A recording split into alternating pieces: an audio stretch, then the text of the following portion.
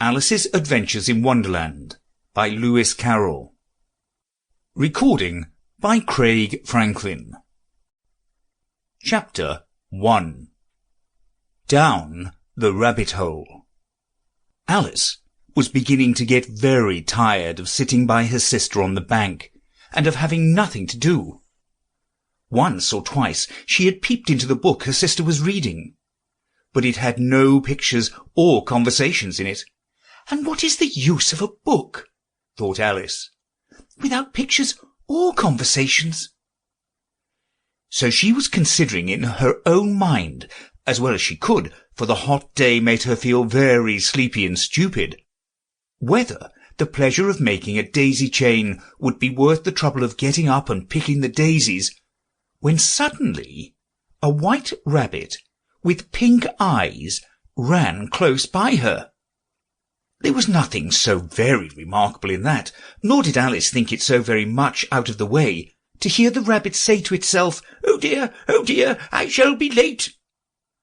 When she thought it over afterwards, it occurred to her that she ought to have wondered at this, but at the time it all seemed quite natural.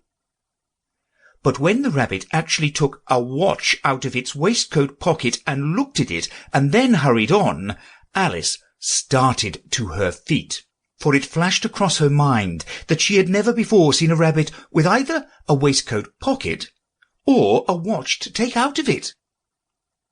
And burning with curiosity, she ran across the field after it, and fortunately was just in time to see it pop down a large rabbit hole under the hedge. In another moment, down went Alice after it, never once considering how in the world she was going to get out again.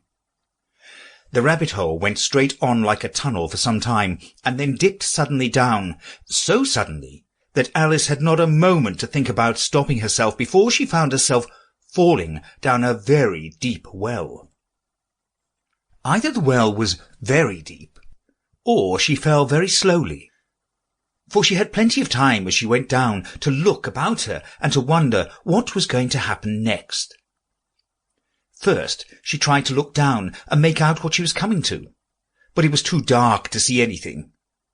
Then she looked at the sides of the well, and noticed that they were filled with cupboards and bookshelves. Here and there she saw maps and pictures hung upon pegs. She took down a jar from one of the shelves as she passed.